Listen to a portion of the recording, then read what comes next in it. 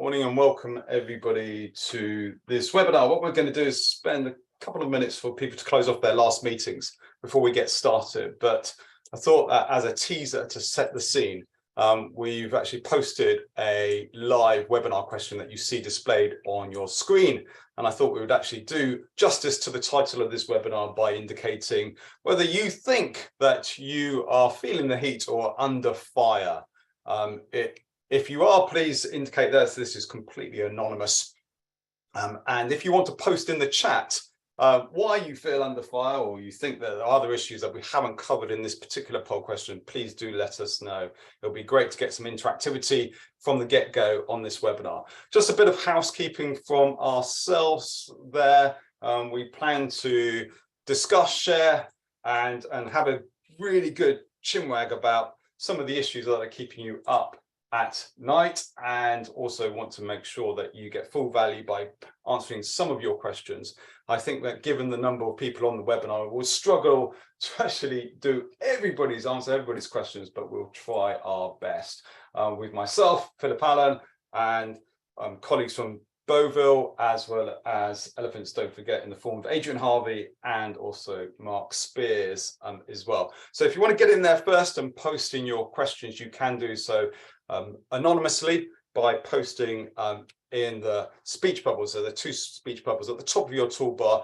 If you actually register and fill out your question there, tick the anonymous button, and we will be able to answer your questions through the 60 minutes that we're spending time together with there. If you do have any chats or feedbacks or comments about what we're saying or what we're doing on the webinar, please do let us know. It's always grateful to get that positive feedback from yourselves there. We'll try and post also, we'll name check a number of the final notices, as well as the FCA's most recent enforcement action. There we'll give you the links to those particular Dear CEO letters and enforcement actions and final notices after the webinar, alongside the slide deck as well there. At any point, please participate, as I said, in the poll questions that you'll see on your screen. It really gives us a sense check of where you are as an audience, but also gives us an opportunity to comment and see whether that measures up to our feedback and our responses that we're getting from the industry as well as the wider sector.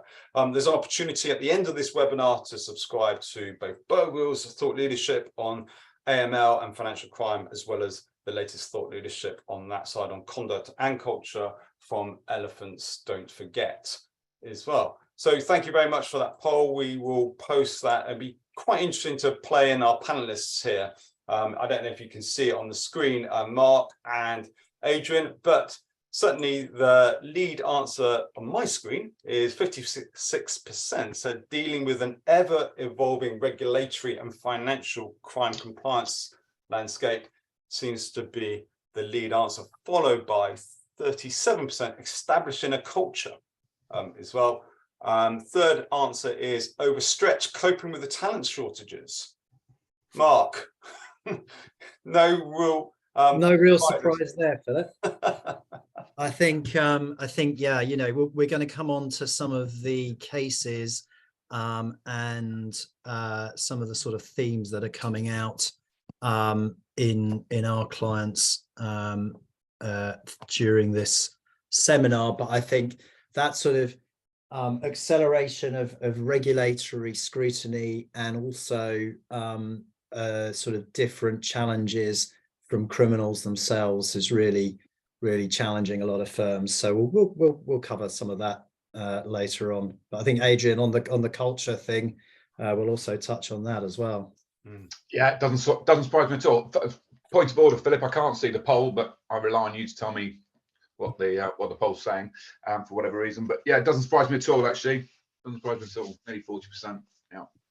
Okay, right. In terms of like what we're going to cover off today, 3 bullet points of what I hopefully have you've signed up for is strengthening your AML culture, learning lessons from recent enforcement actions, which we'll go through with Mark, and also identifying how we can be more proactive in identifying financial crime risks in your organizations. Again, if there's any issues that you want us to cover, in addition to that, please do let us know before the end of the webinar. We've got lots to cover off on that. But if we do have time, we will try and sort that out. So Mark, over to you. Lots of risks. The riskiest risks that you've listed here in 2023, 7 of these risks. There are probably many, many others, but why this list, and what really jumps out at you as the key risks that firms are struggling with?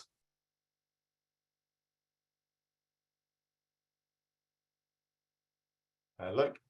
We just wanted to bring out 7 points for discussion here, and I'm sure participants have got their own list in the back of their minds or front of minds potentially, but these are the things that we've been talking to our clients about recently. So and they're in no particular order, just so you know. So there will be a poll in a second, but so I don't want to lead the witness on this, but we're seeing a real sort of pressure on resource within the financial crime space, particularly in the UK, and particularly in the sort of mid and junior levels, a bit of a war for talent. One of the pieces that sort of ties into a new regulatory initiative, or not that new, on climate and ESG, but the idea of greenwashing, and whether that's going to then become an increasing part of the fraud landscape. We've certainly seen outside the UK arrests and regulatory action around greenwashing. So as the SDR and the climate change initiatives start to embed, I'm sure this will start becoming more prevalent. Crypto, I don't think it comes as news to anybody, but there are a number of crypto firms that are trying to become regulated in the UK, and of course we've had some failures, and some even over the weekend there was something in the news about one entirely disappearing. So that's clearly going to continue to grow in importance. If we've been living on Mars, then we'll have missed sanctions pieces around Russia and others, but certainly as that starts to shake out, we think more action from regulators around that, and also on the sanctions avoidance piece. So not just doing business with sanctioned parties, but facilitating sanctions avoidance. We've seen this sort of reach out into various of our clients, particularly and oddly in some of the spaces that we don't normally see it. So in capital markets, this sanctions regime obviously covers quite a number of parties in Russia, but also Russian assets. So we've seen some bleed out into cap markets, which we can discuss in a bit. Fraud, well, never goes away, but the increase in online fraud and really the industrialization of fraud is becoming much more important. And then some elements here of fraud, but actually fraud enabled by AI and by technology. So, you know, in essence, the nature of fraud doesn't change. It's normally impersonating somebody or changing somebody's authority or a payment instrument or something like that. But now there are new ways of doing that, whether that is deep fake. So that's basically pretending to be somebody else using technology, or whether that is using a chat bot to interact with somebody else's chat bots to elicit information or carry out a transaction. Then we're seeing that starting to rear its ugly head. And then finally, we've got cyber risks. Again, not new, of course, but with a number of state actors involved in sort of low level, I guess, economic warfare. We've seen some Russian interaction here, and Obviously, I've already sort of name checked the rise in fraud and the industrialization of fraud, but the increasing digitization of everybody's customer journeys and customer interactions means that the sort of cyber risk has increased, and the amount that we see our firms spending on countering cybercrime has gone up. Wow, thanks for that positive message to start things off here. And we wanted to ask you a question as the audience, as certainly Mark has listed the runners and riders there. You'll see that it gives you an opportunity, hopefully on your screen, that you can see that gives you the opportunity to rank in order of importance. Which are the key priorities for you and issues for you in your organization that you are facing there? And certainly, I mean, Adrian, whilst the audience completes that, I mean, the training and development that is required to cover all of the risks that Mark has outlined is going to be a challenge for any firm, no matter how big your firm is.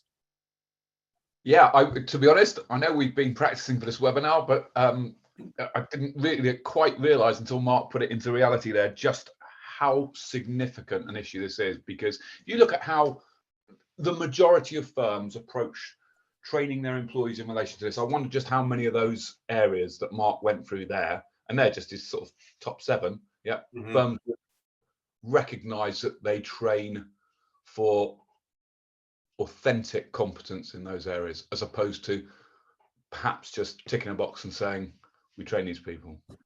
And do you see, I mean, I don't know whether you see one or two of those issues being flagged up when they're approaching you as an organization. Is it focused on cyber? Is it focused on AML controls that we'll talk about later? Or is it something else that you see? To be honest, Clever Nelly tends to get used on a wider compliance footing than dare I say just AML. That said, when a firm approaches and wants to talk specifically about AML, it's almost always as a result of some sort of catalyst, known as a regulator, and always to do with people competency. Yeah. And as you said that, I've just opened up and shared the poll there. So the top answer there, that is the resource to develop a sustainable AML framework. There, sanctions, obviously, nod to sanctions there as a second largest answer, and fraud, as you say there. Yeah, ChatGPT obviously is smaller in proportion. A number of you wanted to specify in the chat too, so do please use the chat function or the question function if you want to pose that. ESG greenwashing, slightly at the other end of the scale, but definitely Mark, sustainable AML framework, sanctions and fraud. Yeah, I think we hear from our clients at the moment that resource and primarily well-trained, well-educated individuals, but also resource can be cash to invest on this and budget.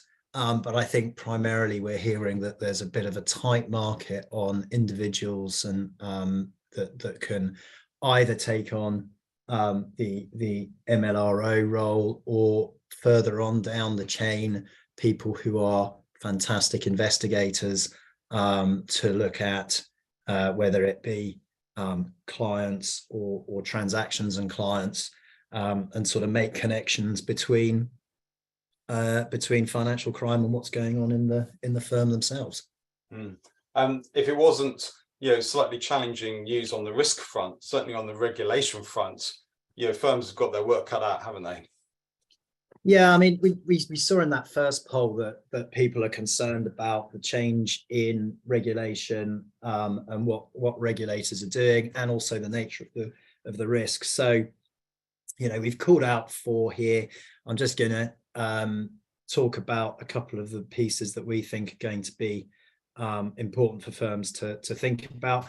The first, looking at the sort of the revised AML regs last year, including proliferation financing in your BWRA, and put appropriate controls around that. So that's a sort of, in a funny way, a sort of a detail point, as is the piece that the FCA can now request SARs directly from firms. And then the interesting one, I think, is the update that will oblige firms to report material discrepancies in beneficial ownership information really at all stages of the customer life cycle, i.e. ongoing throughout the life cycle. That really implies that you are checking on the ownership structure of your clients, and that you're doing something about it when you see something that's awry.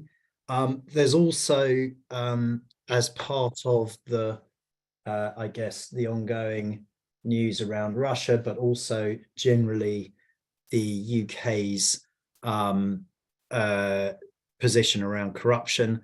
There's going to be in the new bill some wording, suggested wording. So of course this may not go through, but suggested wording around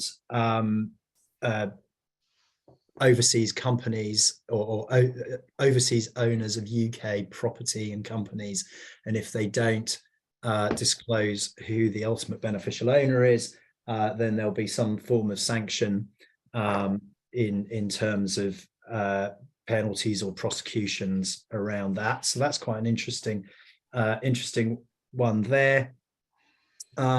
We also had unexplained wealth orders in the sanctions space. So again, this was fast-tracked through Parliament because of the Ukraine conflict, but essentially there are civil enforcement powers as well as UK sanctions. So sanctions are not just driven from the sort of UN EU side, but UK can act alone. And there are some changes around unexplained wealth orders, so it can be applied to company officers. There's also some pieces around there for the person who's been served with the UWO to challenge its legality. So those definitely are a new tool for law enforcement. And I just wanted to pick up on the Wolfsburg guidance, just because I think the piece that I wanted to pick up on is twofold: principles for AI and machine learning in financial crime. So looking at how AI and machine learning aligns to your core values, and also updating your risk management controls to identify any operational risks created by your AI or machine learning. So I think as we go through this sort of technology upgrade, so to speak, where AI becomes more prevalent, machine learning becomes more prevalent, firms need to understand how that changes their risk profile, whether the controls that those enable or the customer interactions that those enable increase their risk, or equally if the controls reduce their risk. And finally on Wolfsburg, there was some pieces around digital customer lifecycle risk management. So that's managing non-face-to-face digital risks, and talking around controls for using location data and video verification, and importantly using dynamic customer risk assessments, and also maintaining the due diligence that you've collected through trigger-based refreshes and periodic review. So there's quite a lot in there. I think most of it is around the sort of the new pieces in Russia, and also the technology upgrades in AI and machine learning. Yeah.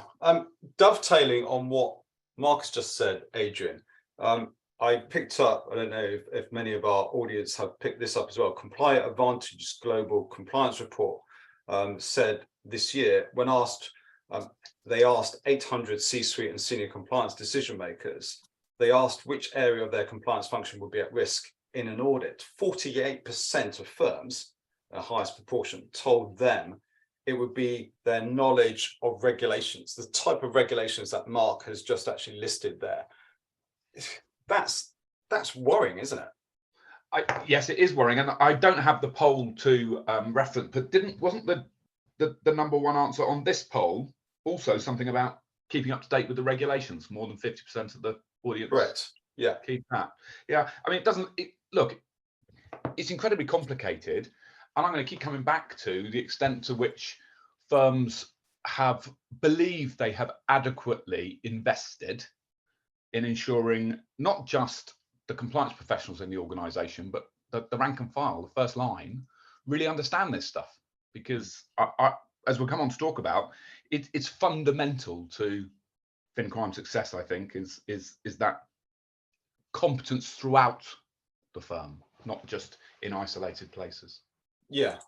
And when we look, Mark, at, so we've looked at the actions of the regulator in the last 12 months, and we'll do a deep dive of fines and other enforcement action later. And we also looked at what's to come. So strengthening, which is part obviously of why people are on the webinar, strengthening your approach to financial compliance starts off with what you've got is a 4-step process. Talk us through what that looks like and where firms potentially are missing a trick, or where you see time and time again that they're returning to Bovill for support and guidance. Sure. So I think, what we're talking to our client firms around is making the financial crime framework more effective and more efficient. And that sort of effectiveness and efficiency piece kind of go hand in hand. And we see, and we'll come on to this when we look at the fines, but that people are not carrying out necessarily with sufficient rigor a gap analysis against the risks that they're facing versus the controls that they have in place. So the root of what the FCA expects is a complete and up-to-date business-wide risk assessment that then is updated with some view of the control effectiveness, and during that process you ensure that your systems are appropriately calibrated, and then of course this is a cycle that you do on an ongoing basis. Now that ongoing piece I think is also really important. What we're seeing or what we've seen in the past is people carrying out a business-wide risk assessment and then putting it in the drawer and not looking at it for another year. The regulatory expectation I think has certainly moved on that space, and as you're doing your control effectiveness testing over time, you're updating your business-wide risk assessment, and so it needs to be relatively easy to do that. B, you probably need to involve the first and second line of defense in doing that, and C, you need enough resource to be able to carry that out. What we've got also here is something from Sarah Pritchard, which I think is really interesting and really goes to the heart of it, that across the firm the FCA are looking for professionals, and I think here she probably means first and second line, are scanning what's going on and being alert to red flags and using their human knowledge and instinct to interpret the clues from conversations, etc., from customer behavior. And then you have technology that is augmenting that by identifying unusual patterns of activity, and then that information is shared with regulators and law enforcement where appropriate. Ultimately this is an intelligence game, that we're looking for timely and accurate and actionable intelligence within our financial crime framework, so that we can do something, so that we know whether at the sort of more macro firm level, we know that our firm is poor at one particular part of our controls, or one part of our controls are not working, or at an individual client level, that actually this customer or client has done something that we should be concerned about. And that intelligence aspect is critical, because of course unusual and suspicious are both states of mind. If I'm suspicious about something, that's cause state of mind, and the machine can't do it for me. All we can do is narrow down cases for investigators to investigate, whether that is onboarding or whether that is transaction monitoring, and then someone has to take a decision. When those work well together, then you do have an efficient and effective financial crime framework, and using then, as Sarah says, use the power of data and technology and stay alert for situations in which you may need to recalibrate your defenses and alerts. So that is obviously pointing very strongly to using all of the technology assets that you have within your firm, but also making sensible decisions on both a client by client basis, but also on a wider whole of firm systems basis. Yeah, and number 4 there, ongoing review. The key word there is ongoing. The regulator, isn't it? They are very critical of firms not failing to adequately support or review periodically existing accounts, very active in the opening of accounts, but not in the ongoing review. And I think that kind of dovetails into what you're going to say, Adrian, which is ongoing monitoring, ongoing evidence, ongoing assessment of the risks that are impacting your business. Yeah, I mean, anyone who's been on one of our webinars before will have heard me bang on about single point in time assessment being not effective, and that firms should be adopting. And in fairness, our customers have moved that way, and increasingly firms are moving to a more continual assessment philosophy. I think one of the points that Mark made earlier about intelligence, it is an intelligence-based war, and I think the more lead indicators that firms can have, as opposed to lag indicators when things are done wrong, I think the more lead indicators firms can have, particularly around their resources, their human resources, the more effective they are going to be in the fight against financial crime. Looking back to look forward, Mark, the FCA kicked off its 2023 focus on AML with fines against 2 banks for compliance failures. This obviously comes off the back of enforcement action against 6 further regulated firms or individuals in the past 12 months. I mean, it's staggering. Some of these repeat offenders, unfortunately. But what's your understanding of what's going wrong, and how do firms registered on obviously on this webinar can make sure it doesn't happen to them? Yeah, so I think these break down into, broadly speaking, 3 areas. You've got large firms, you've got foreign banks, and you've got sort of payment firms. And I think the focus from the regulator on each of those 3 constituencies is slightly different. So taking the foreign banks first, I think we've seen a range of branches and subsidiaries in the UK that are owned outside the UK being fined for what really are fairly basic errors in the greater scheme of things.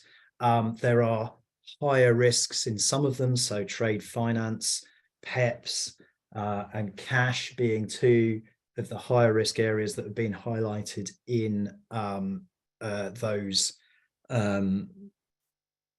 fines. I think it's worth just reflecting on when that conduct occurred, and the conduct generally is occurring in the sort of the 2014 to 2017 time period.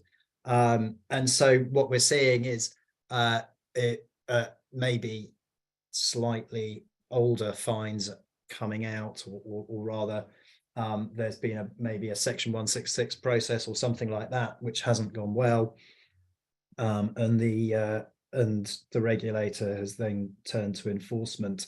So we are looking, those very much are, I think, backward looking fines, but it's still fairly indicative of where certain parts of that constituency are.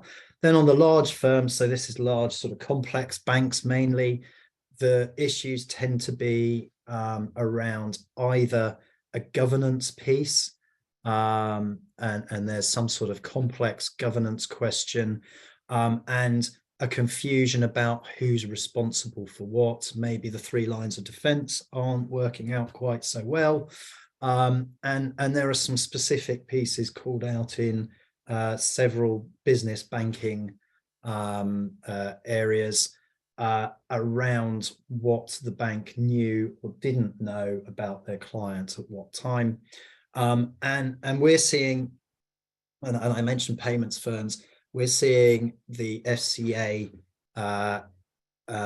looking at payments firms with much more rigor than maybe a few years ago.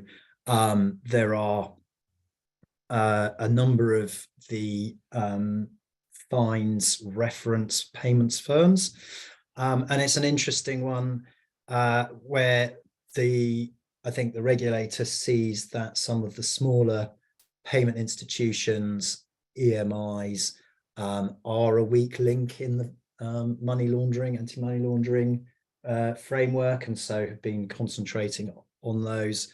The one fine that really involved a payments firm was the Barclays one, and essentially Barclays failed in their oversight of what was going on in their client premier accounts, and the regulator took issue with that sometime later when that payments firm collapsed after the death of the owner. And it's worth reading that one because it does give an insight into the level of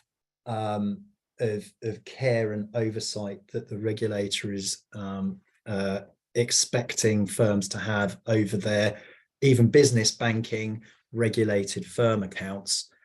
In this case, the bank obviously didn't get to where the regulator thought they should do, and so took a fine as a result. But a couple of the other large bank fines there also reference business banking and understanding what's going on. Okay. Before we jump into the regulator's message here, Mark and Adrian here, 2 questions, and thank you very much. Keep posting your questions in. Hopefully the chat is activated now so you can participate using the chat and also the Q&A function that you see. One of the individuals says the main issue we come against is educating others, regulated parties who have weak controls because somebody else is doing the job. Mark, do you want to pick up on that?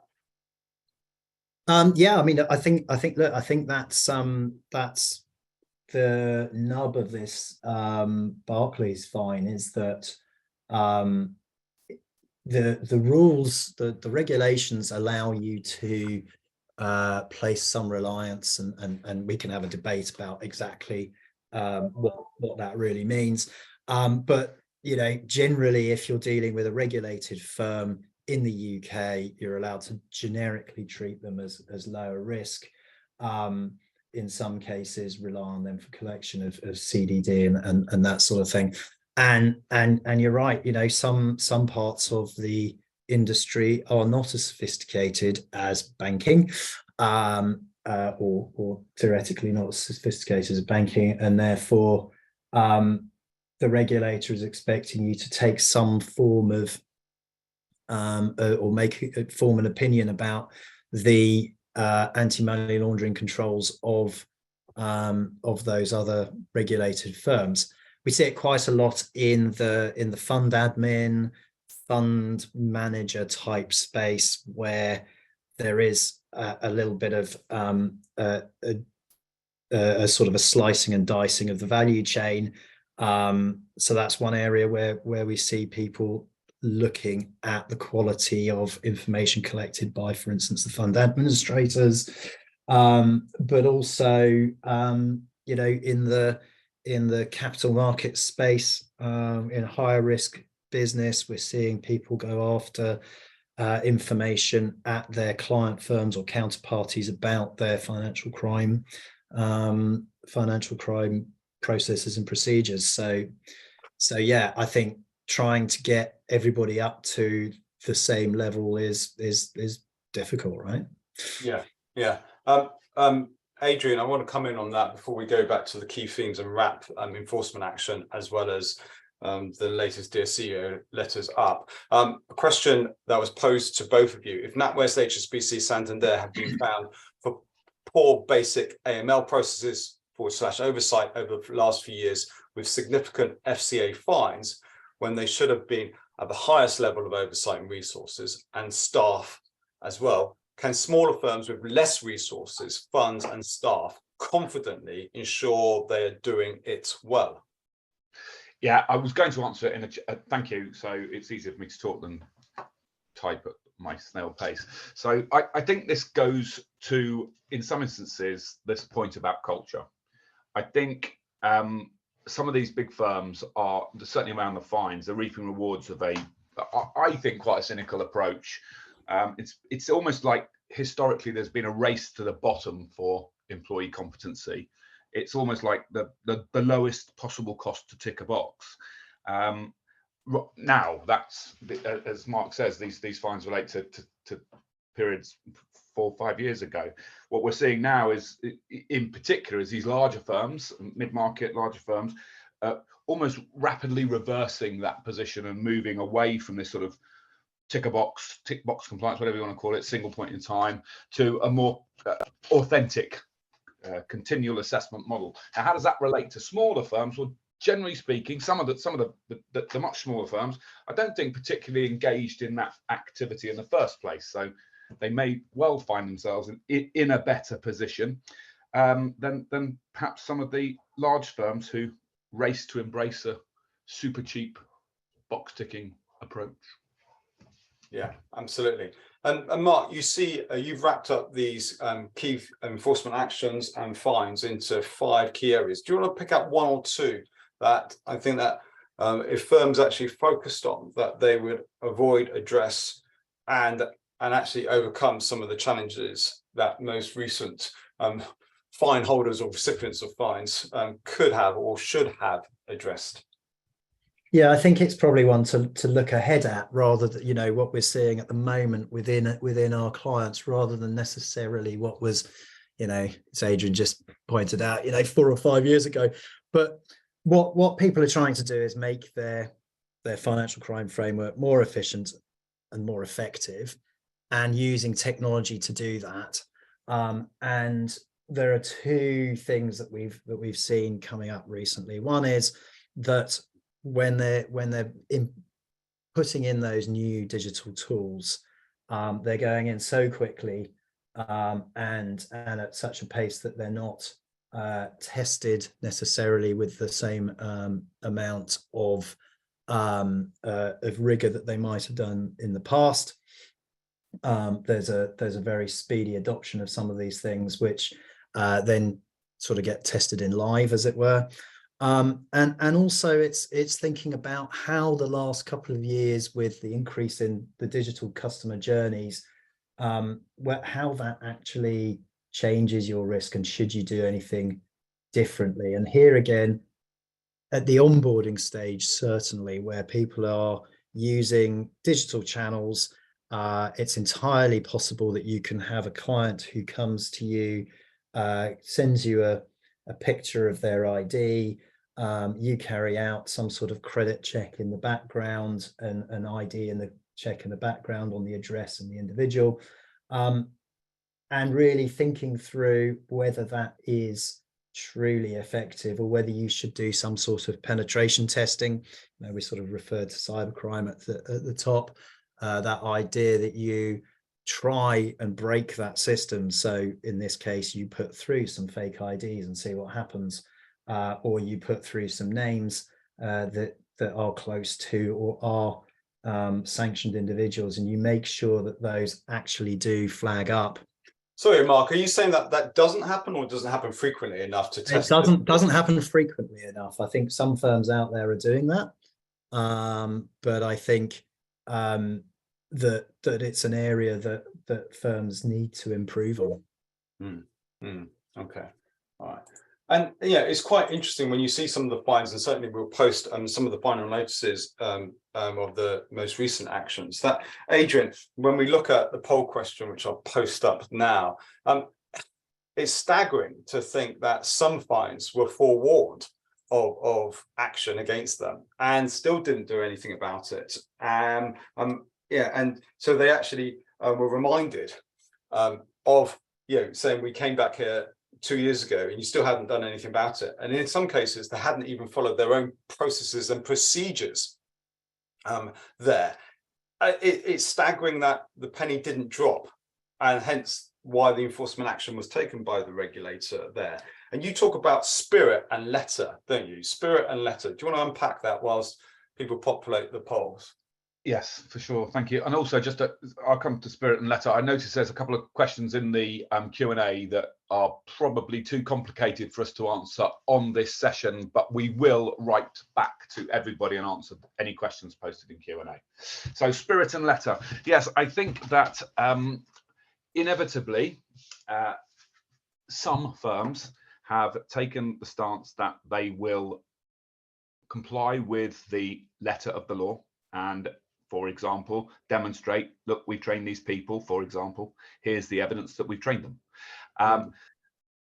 The spirit of the law goes, of course, much further and says that these people should remain competent, and that this should be an ongoing thing and genuinely part of the way that your firm does business. That often is lost for firms that just opt to tick a box and comply with the letter of the law. So I think that, and consumer duty, case in point, frankly, I think that's where the regulator's going with that. And we got a little bit of time in the next few minutes to talk about that point on culture. Yeah, and you'll see that hopefully, apart from Adrian, who can't see the poll results there, but we see, I don't know if you can see that, Mark, but certainly the lead answer there, why are firms still struggling to meet their financial crime compliance obligations? The first answer was reliant on manual processes still. Second was a weak AML culture, going back to the cultural issue, Adrian, at 47%, and at 44% budget constraints. And then the third answer, increasing complexity of threats there. And when we asked the audience, culture and behavior, was it relevant when fighting financial crime? Strongly agree, 74% said that culture and behavior was absolutely relevant when addressing firms. Mark, lots to unpack there. We don't have too much time, but fascinating. Reliant still on manual processes, and then budgetary constraints are really hampering the organizations and the individuals on this webinar. Yeah, I think the manual processes point is, as you say, fascinating. It goes back to that, how can small firms manage when even the large firms get it wrong? I think the challenge in a small firm is slightly different. In a relatively low volume, high value type environment, then actually manual processes might be still appropriate. But as soon as you add volume, as soon as you add an international dimension into the business, then obviously automation is the way to get more efficient. You just have to make sure it's as effective as it is efficient as you're implementing it. And so that sort of technology risk starts to rear its ugly head. It's an interesting piece that 81 people said that a weak AML culture was a big factor. I think that's something that, Adrian, you're probably going to pick up on in in a sec, but yeah, that's actually quite surprising. Yeah, yeah.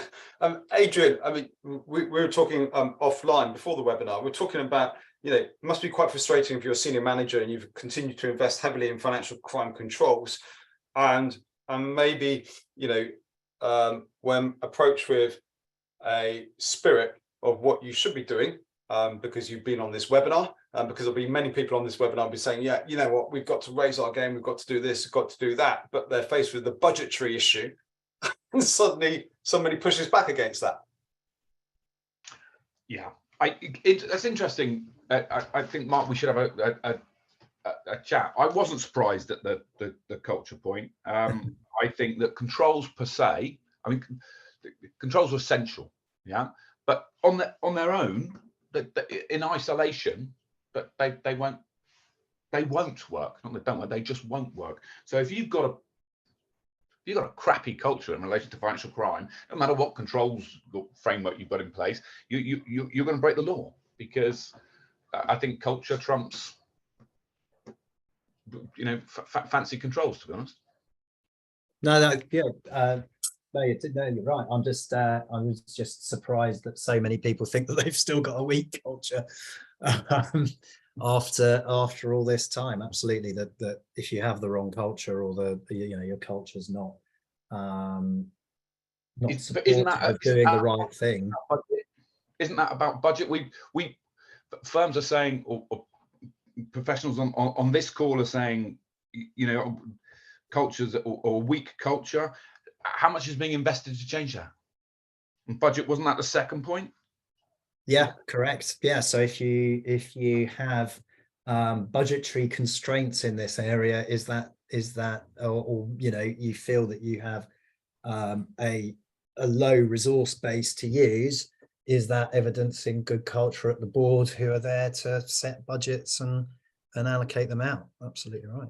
I think on previous webinars we've had this questions formed similarly, where specifically aimed at compliance professionals, where they said they do not have the wherewithal to uphold the legislation as they would see fit. Does that nature that and that's why potentially that the focus is on correcting mistakes rather than preventing them? Is that, I'm throwing that out there as a discussion point for both the audience and also for yourself, Mark and Adrian. Do you see that, we're looking backwards rather than looking forwards? Goes back to your point, Adrian, about forward-looking indicators and lagging indicators. I mean, I think definitely people are slightly backward-looking with a lot of this stuff. Just picking up actually on as an illustration, picking up on one of the questions we've got in here: how does AML deal with greenwashing, e.g. considerations regarding loans? So this is, something that I picked up right at the top. Greenwashing is essentially at its worst a fraud. So it's a criminal offense. So it will, if I attract money by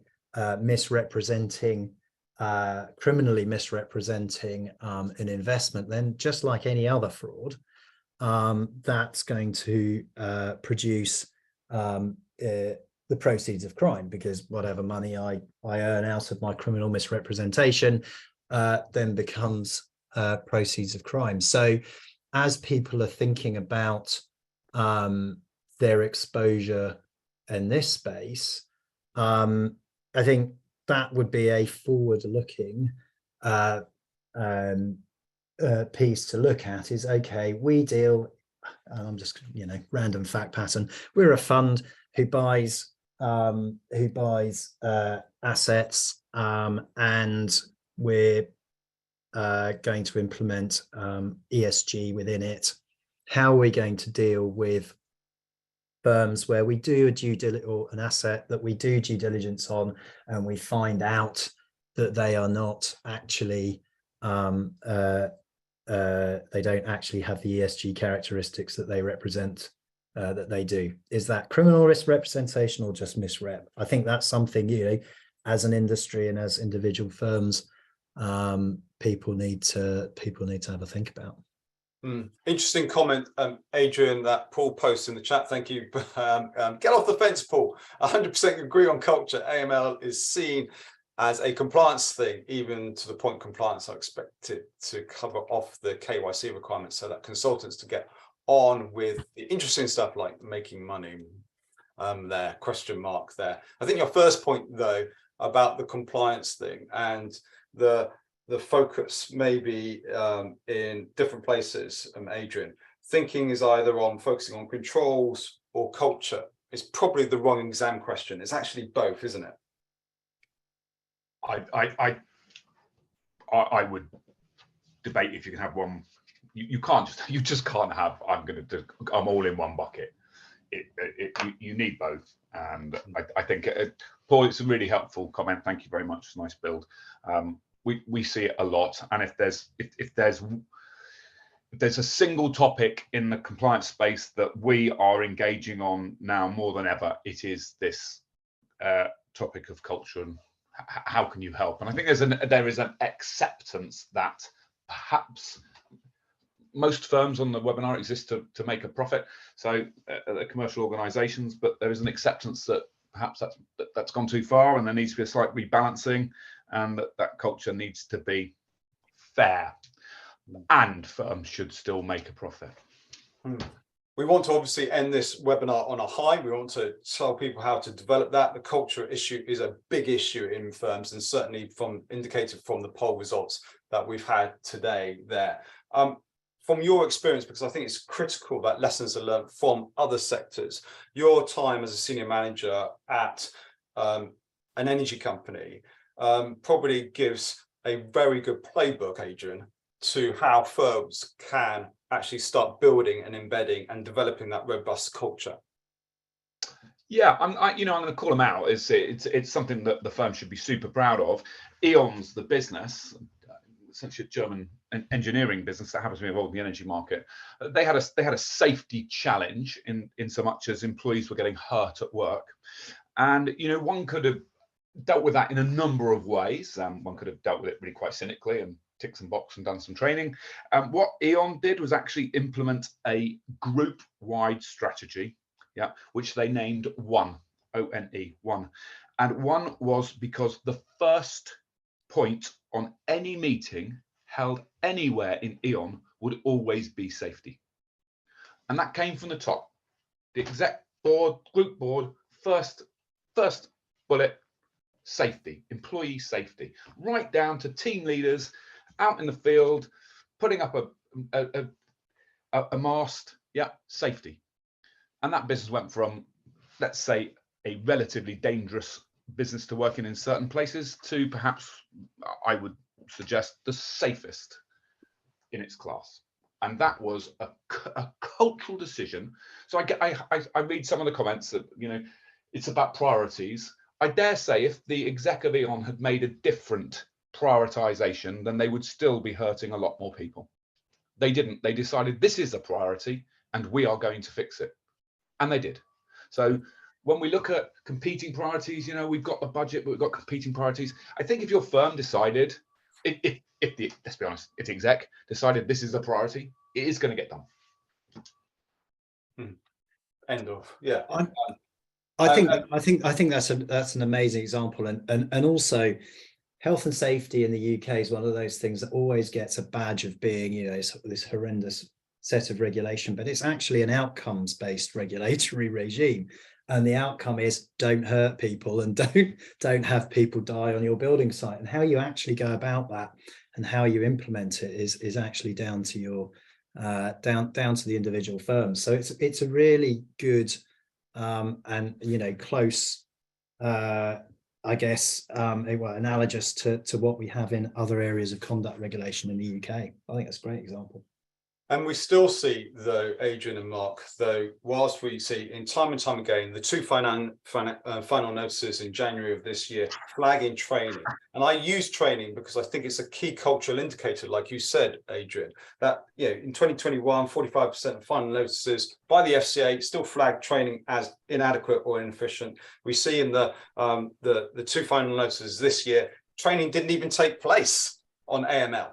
And when it did take place, it wasn't fit for purpose because it wasn't personalized to the actual objectives or aims of the business there. So there's quite a way to go for small firms as well as large firms to actually get that right, because it's an easy indicator for the regulator to spot and identify whether your priority is right or wrong.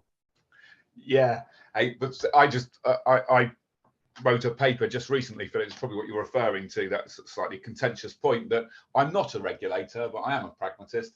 And if I had to look at a firm's, let's say, how well prepared they were for something like consumer duty, the first question I was asked is, tell me what you've done about training your employees in relation to this piece of legislation.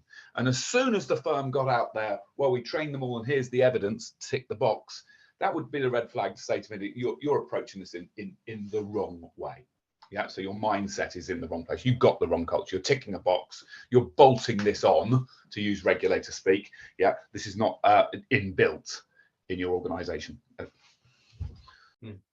And when you talk about inbuilt, I think it's important, Mark, that we're talking about real-time MI and the technology going hand in hand with, as you say, the suspicious mind of an individual or as a team to go hand in hand. And that's not an ask anymore. It's a must-have, isn't it, in firms, to be able to have that point in time, real-time engagement and understanding not only of the competency of the staff, but whether your controls are working or not. Yeah, I think, real time is the sort of nirvana, right? I think as we've seen from that manual controls piece, I think we've got a long way to go in this work in most firms. But again, go back to that intelligence piece. What do you want? You want timely, accurate, and actionable. And timely is becoming ever faster. And what might have been, oh yeah, we'll do it once a year, twice a year, whatever it is now. No, actually, we need to update this as close to real time as we can get. And do you think that, I mean, we've got a slide here on display. This is possible. Real time is possible, Adrian. I mean, this is not something that you get in 5 or 10 years' time. Through AI, through machine learning, through other various technologies, this can be at the tips of senior managers to make decisions off the back of.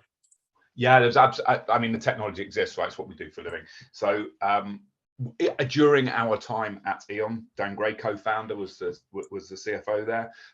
We so lacked lead indicators, particularly around people competence. If we'd had that information, we could have then acted proactively where we could see risks exist, rather than waiting for the accidents reports to come in and then fix those problems retrospectively. So for me, the tech exists. My mantra is get on the front foot, get as many lead indicators into your business as you possibly can. Those lead indicators can then be analyzed. There's tech there that will do the analytics for you, AI, as you rightly say, Philip, and get yourself on the front foot and get yourself managing it more effectively. We've got time for questions. I don't know if panelists, you can jump on in the chat and also in the questions set there to any questions before we close off this webinar here. But if you wanted to post any questions now, we've got 1 or 2 minutes to address those. Final thoughts on how firms can take the next step to strengthen and enhance their or future-proof their approach to AML compliance. Mark, you first, and then Adrian, you second.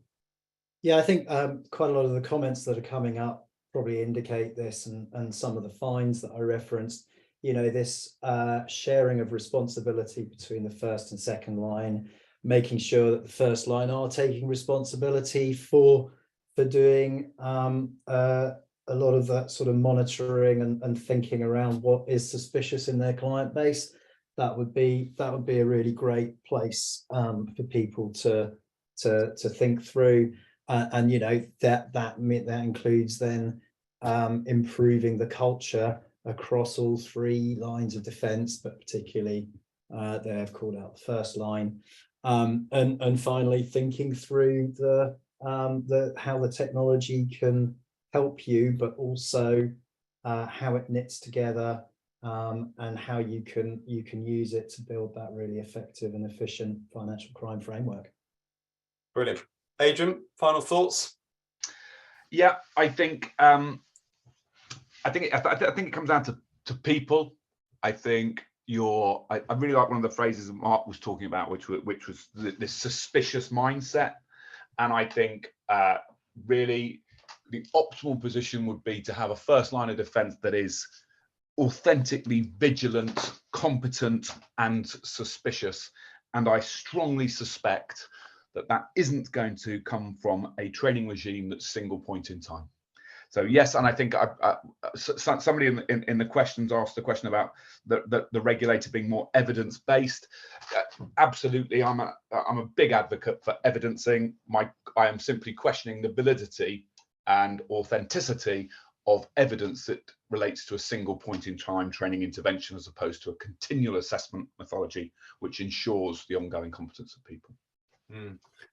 Thank you very much indeed, Mark and Adrian, for that. We'll take any questions offline, but yes, in answer to your question, will the deck be available? Yes, a PDF version of the deck will be available alongside a recording of this webinar shortly afterwards. There, we'll also make sure that any questions that you have posed will get answered over the next couple of days there. If you haven't indicated, please populate the poll to say whether you want to receive any further thought leadership from ourselves at Bovill and Elephants Don't Forget, and also indicate whether you would like to have a health check, financial crime health check of your systems and your controls with Bovill, as well as actually improve your approach to AML compliance training and make it more effective and efficient as well. Thank you very much indeed for your time, and yes, good afternoon to you.